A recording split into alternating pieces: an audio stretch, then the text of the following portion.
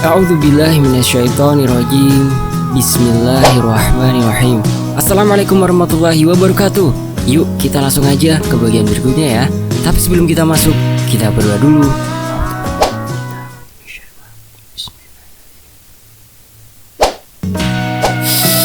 Allahumma shalli ala sayyidina Muhammad. Oke, kita lanjut.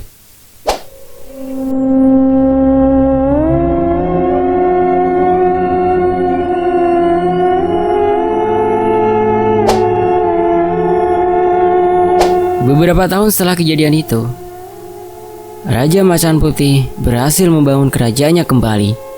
Raja Macan Putih pun sekarang sudah mempunyai prajurit Macan Putih. Tapi, ada beberapa tugas yang harus dilaksanakan oleh Niwi. Kembali ke Gunung Buang mencari sesuatu. Namun, di tengah perjalanannya, Niwi dan 6 kawanannya merasa terpanggil oleh sesuatu. Dan saat dia mendekati sumber panggilan itu, tiba-tiba mereka ditangkap dan dikurung. Tapi Niwi yang pertama-tama dikurung dengan mantra. 6 kawanan Niwi berhasil lolos dan melarikan diri. Tapi 6 kawanan Niwi tak berani pulang ke kerajaan karena raja pasti akan sangat marah kalau tahu Niwi ditangkap manusia atau dukun. Mereka terus mencari dan mencari, tapi tak kunjung ketemu. Tak terasa waktu terus berjalan, dan di Gunung Buang, di Gua Datu Birawaja, dia sedang berbincang-bincang dengan temannya. Sampai di suatu percakapan yang menjurus kepada kisah Niwi dan Panglima Dehen. Dulu, aku pernah dimintai bantuan oleh sahabatku, Niwi. Dia ingin bebas dari seorang pemuda yang merupakan kekasihnya. Awalnya, aku tak bersedia membantunya, tapi dia terus memaksa. Dan akhirnya aku bersedia membantunya. Tapi yang aku tak menyangka adalah, setelah rencana itu berhasil, ternyata Niwi mulai menyesal. Berusaha menjelaskan pada pemuda itu, namun dia sudah tak mau mendengarkan penjelasan Niwi. Tapi yang membuat aku merasa bersalah dan malu adalah saat pemuda itu rela mati demi Niwi. Padahal Niwi sudah menyakitinya. Dengan bantuanku, pemuda itu pun pernah membantuku. Itulah yang sampai saat ini menjadi duri di dalam hatiku. Cerita Datuk Birawaja dengan sedih. Yang dimaksud pasti Panglima Dehen ya. Oke, lanjut. Kalau kau meminta pendapat dariku, maka lebih baik kau temui pemuda itu, lalu kau ceritakan semuanya. Pasti setelah itu kau akan tenang. Duri di dalam hatimu akan menghilang, ucap temannya. Datu Birawaja tersenyum. Beberapa hari setelah teman Datu Birawaja itu menyuruh Datu Birawaja untuk menemui Panglima Dehen. Dan setelah berpikir selama berhari-hari, akhirnya Datu Birawaja pergi ke kerajaan Macan Hitam. Setelah menempuh perjalanan yang lumayan jauh, akhirnya Datu Birawaja sampai di gerbang kerajaan Macan Hitam. Dia meminta izin masuk pada para penjaga. Setelah beberapa kali diperiksa dan ditanyai oleh penjaga gerbang kerajaan, akhirnya Datu Birawaja dipersilakan masuk dan di depan pintu istana, Datu Birawaja diantarkan masuk ke dalam oleh pelayan kerajaan. Sesampainya di dalam istana, Datu Birawaja disambut Panglima Dehen yang berdiri membelakanginya. Ada keperluan apa kamu kesini? Tanya Panglima Dehen. Datu Birawaja gugup. Aku kesini mau menjenguk Raja Tampoh, ujar Datu Birawaja kemudian. Lalu dari dalam muncul Raja Tampoh. Ada apa kau mencari ku harimau putih? Tanya Raja Tampoh. Sampaikan kepada Raja Rumbun bahwa aku sudah tidak ingin berperang lagi. Bukan karena aku kalah, tapi karena aku sadar. Permasalahan sepele itu tidak seharusnya mengorbankan banyak prajurit, ujar Raja Tampoh. Akan saya sampaikan, ucap Datu Birawaja terbata-bata. Kalau kau butuh sesuatu, minta saja pada Dehen. Aku ingin beristirahat, ucap Raja Tampoh kemudian pergi meninggalkan Panglima Dehen dan Datu Birawaja. Setelah beberapa saat terdiam, akhirnya Datu Birawaja memberanikan diri untuk berbicara. Panglima, sebenarnya aku kesini ingin memberitahukan sesuatu padamu. Sesuatu yang selama ini sangat mengganggu pikiranku. Sekarang aku sudah tak sanggup lagi untuk menutupinya. Dan aku sudah berniat berkata jujur padamu, ucap Datu Birawaja tertunduk. Panglima Dehen mengerutkan keningnya, lalu tertawa terbahak-bahak. Apa kau jatuh cinta padaku, Birawaja? Tanya Panglima Dehan masih tertawa. Sebenarnya ucapan Panglima Dehan itu sangat mengerikan. Namun Datu Birawaja tak mampu tertawa. Setelah menarik nafas dalam-dalam, akhirnya Datu Birawaja berbicara. Sebenarnya pemuda yang ada di gua bersama Niwi tempo dulu itu adalah aku, ujar Datu Birawaja pelan. Wow, secepat inikah kau mengalami penuaan, Birawaja? Ujar Panglima Dehan masih bergurau. Lalu Datu Birawaja merubah dirinya menjadi sosok pemuda yang sangat tampan sewaktu di gua bersama Niwi itu.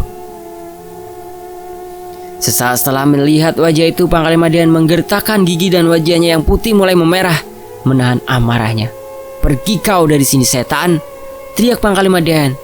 Tolong dengarkan penjelasanku sebentar saja agar kau tahu yang sebenarnya, ujar Datu Birawaja memohon.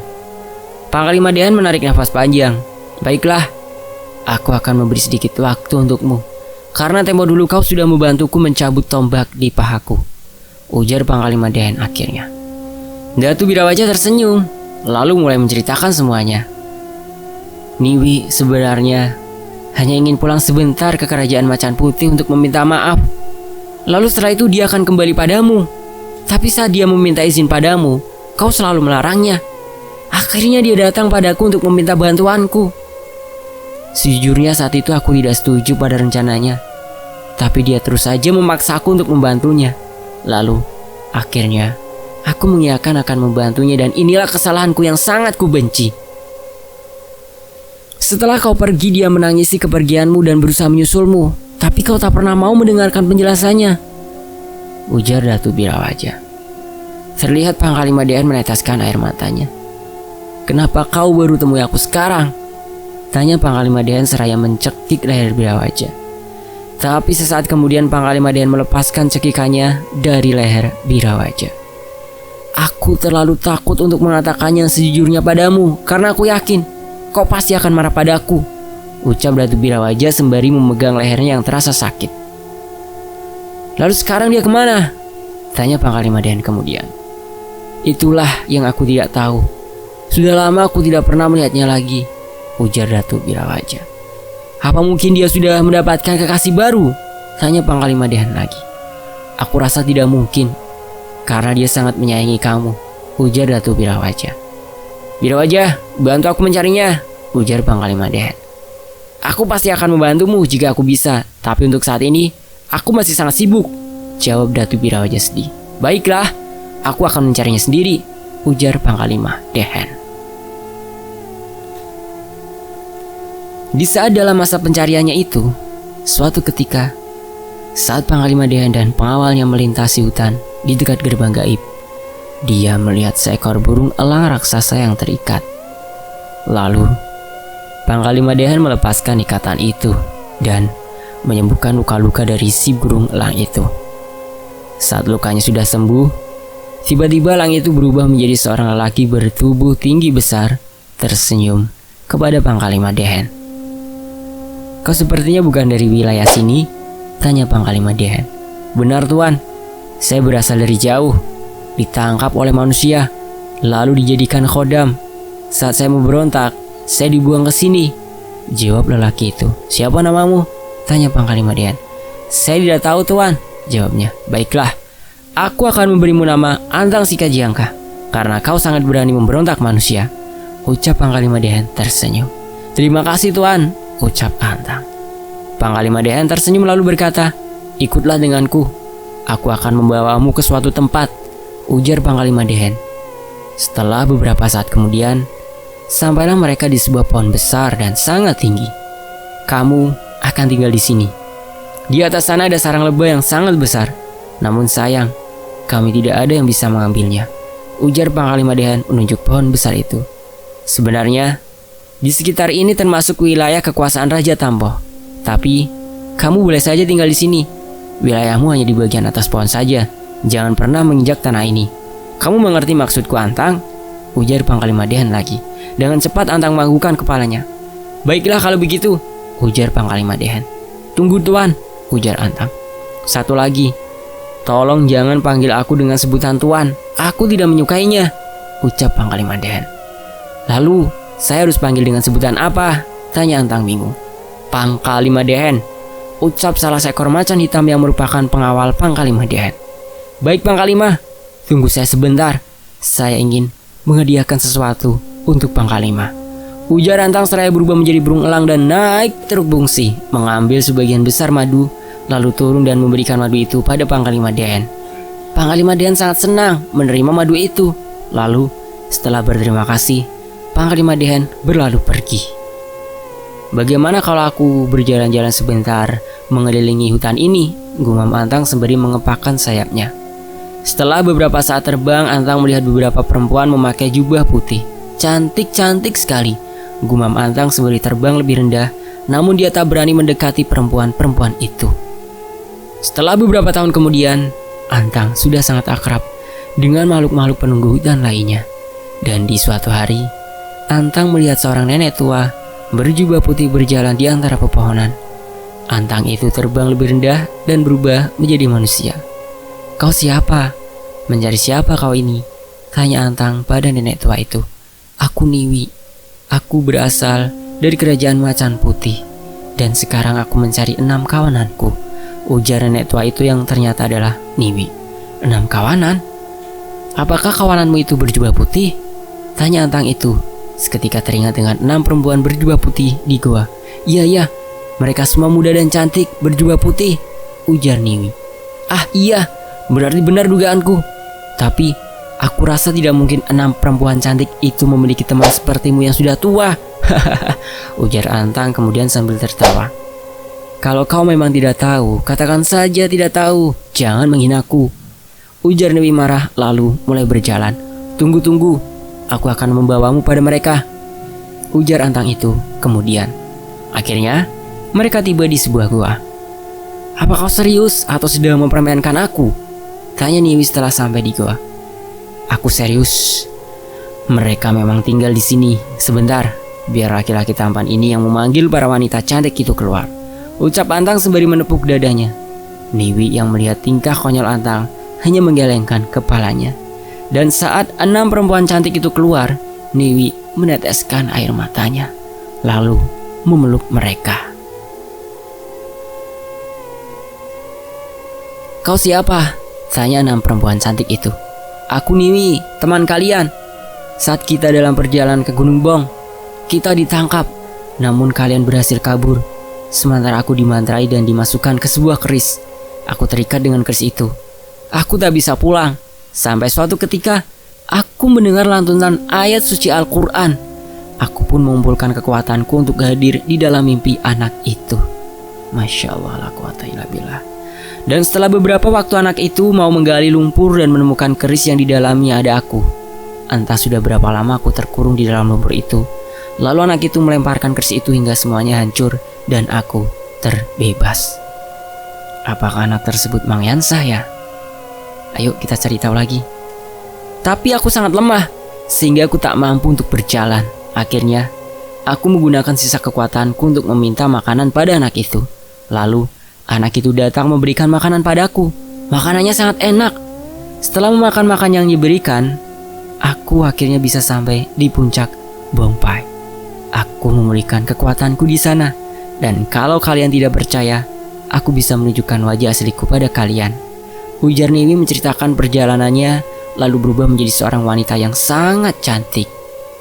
Tak seberapa jauh dari tempat Niwi dan 6 temannya, Antang melihat perubahan wajah Niwi sangat kagum. Dia tersenyum lebar hingga giginya yang besar itu terlihat sangat jelas. Tapi tak berapa lama kemudian, Niwi kembali berubah menjadi nenek tua. Jangan nih, Wi, jangan dirubah lagi wajahmu itu. Aku sangat kagum dengan kecantikanmu. Andai aku juga memiliki kemampuan seperti itu, aku akan berubah diriku menjadi seorang pemuda tampan seperti Pangkalima Dehen. Kalian tahu, aku hampir mirip dengan Pangkalima Dehen, tapi aku yakin kalian tidak mengenalnya, ujar Antang dengan bangganya. Setelah mendengar ucapan Antang, seketika gelak tawa 6 temannya Niwi terdengar sangat riuh. Lalu salah satu temannya Niwi mulai berbicara. Pangkalima Dehen, ya, dia itu adalah Namun belum selesai ucapan temannya, Niwi sudah mencubitnya lalu menggeleng. Temannya Niwi itu paham maksud Niwi, lalu diam. Panglima Dehen adalah apa? Tanya Antang penasaran. Maksudku, Panglima Dehen itu adalah nama yang aneh, ujar temannya Niwi. Aku juga berpikir begitu.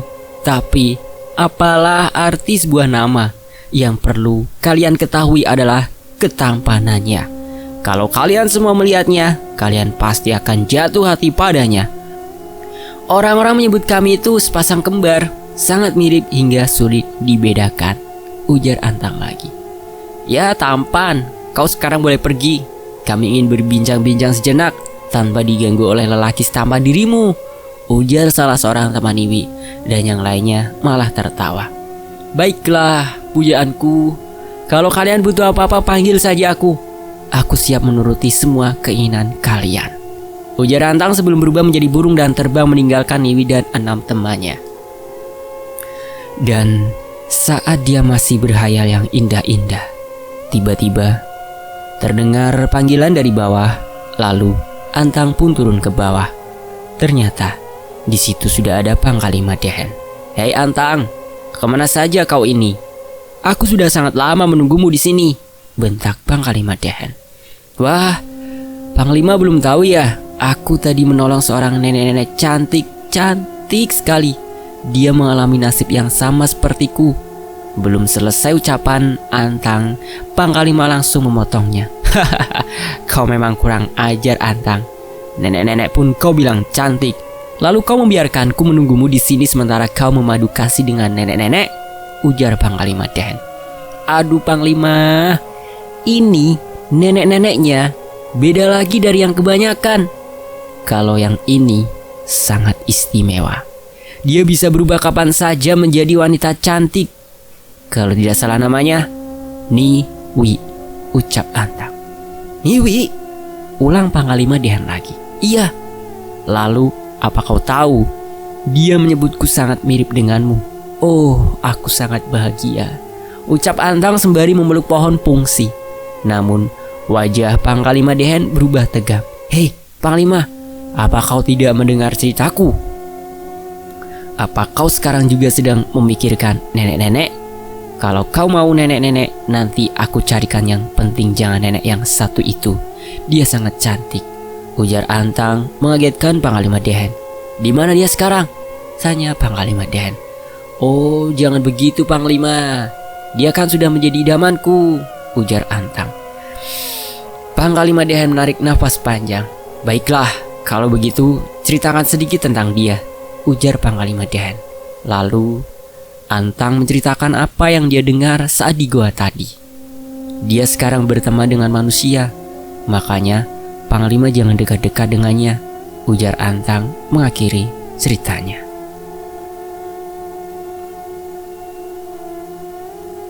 Jadi selama ini dia terkurung, gumam Panglima Dehen. Panglima siapa yang maksud elang empong? Tanya Antang yang dengar gumaman Panglima Dehen. Ah sudahlah, cepat ambilkan madu untuk raja. Aku mau pulang, ujar Panglima Dehen. Antang pun berubah menjadi burung dan mengambil banyak madu untuk Panglima Dehen. Namun saat dia terbang hendak turun, tiba-tiba madu yang dia bawa tumpah sedikit mengenai kepala Panglima Dehen. Kau mau menantangku? Bentak Panglima Dehen yang membuat Antang kaget dan tanpa sengaja melepaskan wadah yang digunakan untuk menampung madu itu tepat di wajah Panglima Dehen.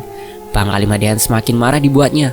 Bangsat, kau benar-benar cari mati rupanya, bentak Panglima Dehen sembari mengusap wajahnya yang penuh dengan tumpahan madu itu. Dari atas pohon Antang berteriak. Siapa yang menyuruhmu mengagetkan aku Panglima? Ujar Antang. Cepat turun kau bangsat, teriak Panglima Dehen marah. Aku turun pasti akan kau bunuh. Lebih baik aku tidur sajalah, sembari memimpikan Niwi yang cantik itu, ujar Antang sembari terbang lebih tinggi. Setelah kejadian itu, Panglima Dehen pergi subuh-subuh ke pohon pungsi. Dan pada pagi harinya, dia melihat Antang terbang membawa madu. Panglima Dehen mengikuti kemana Antang itu pergi. Ternyata dia singgah di sebuah gua. Dan dari dalam keluarlah 6 orang wanita cantik yang merupakan kawanan Niwi. Ternyata Antang itu berkata benar, gumam Panglima Dehen. Dan dia sangat kaget melihat satu orang perempuan yang baru saja keluar dari dalam goa.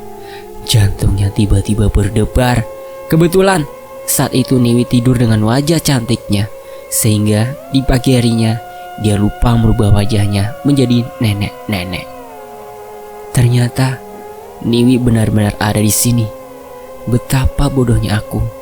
Kenapa baru sekarang aku tahu? Padahal gua ini sangat dekat dengan Pungsi, gumam Panglima Dehen. Semenjak hari itu, Panglima Dehen akan berangkat pagi-pagi sekali hanya untuk melihat Niwi.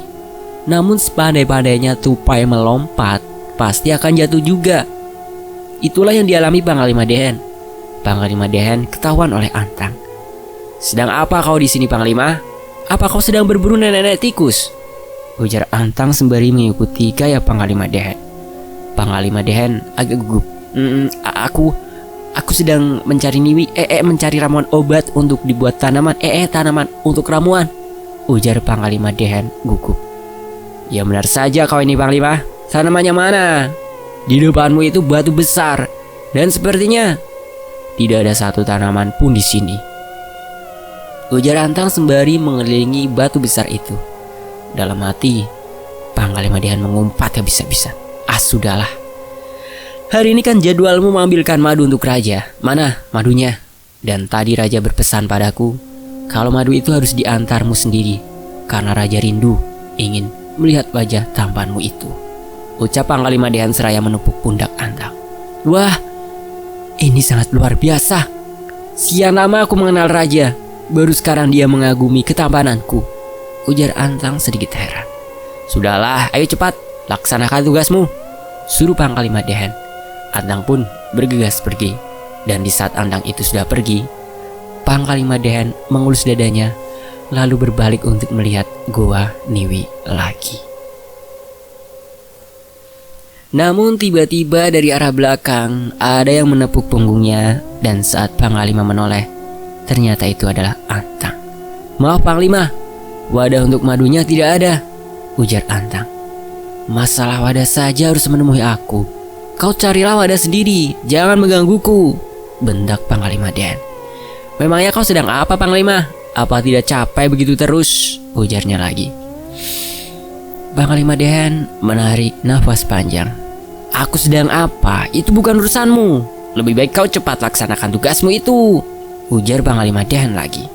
Namun ketika Antang hendak pergi, tiba-tiba Panglima Dehen memanggilnya lagi.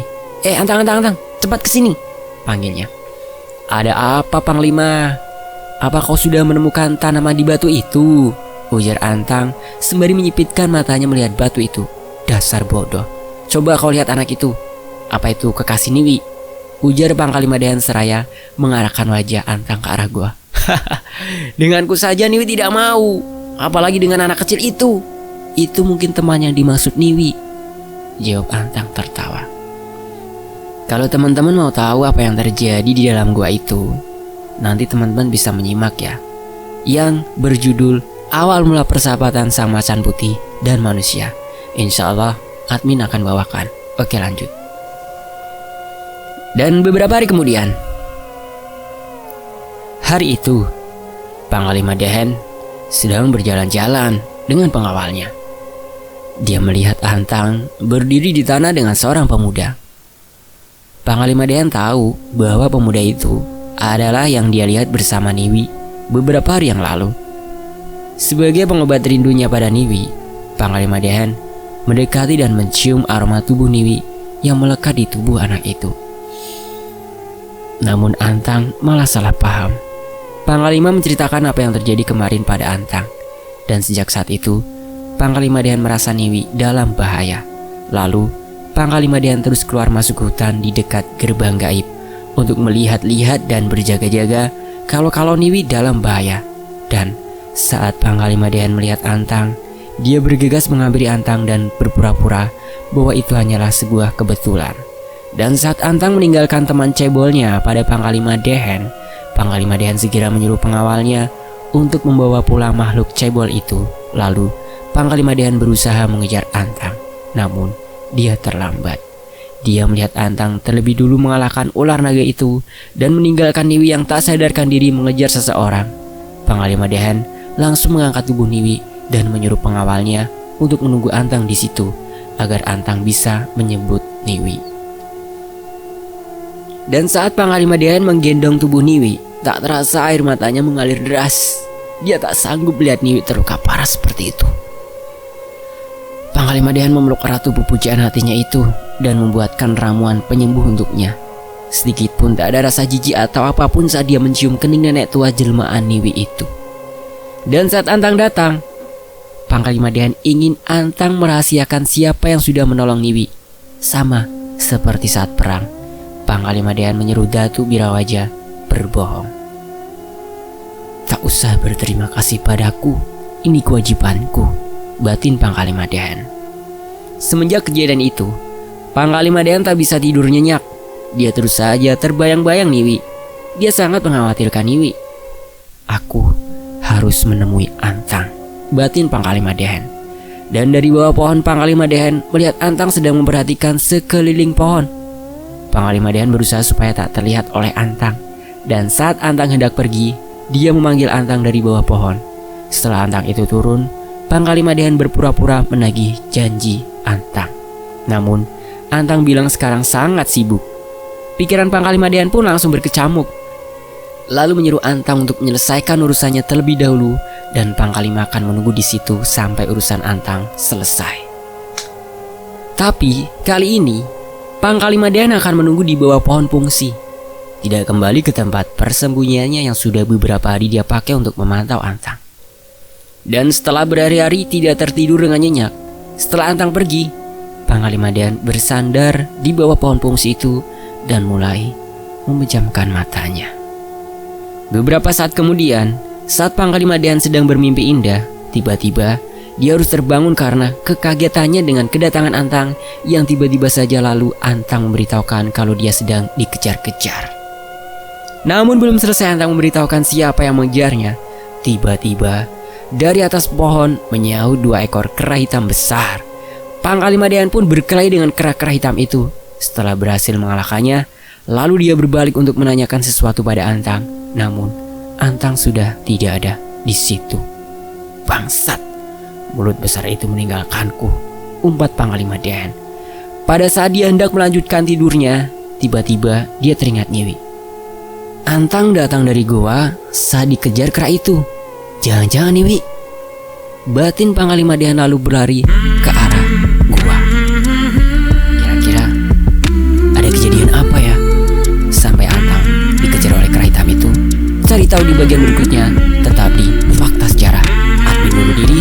Wassalamualaikum warahmatullahi wabarakatuh. Sampai jumpa di bagian berikutnya. Terima kasih atas perhatiannya teman-teman.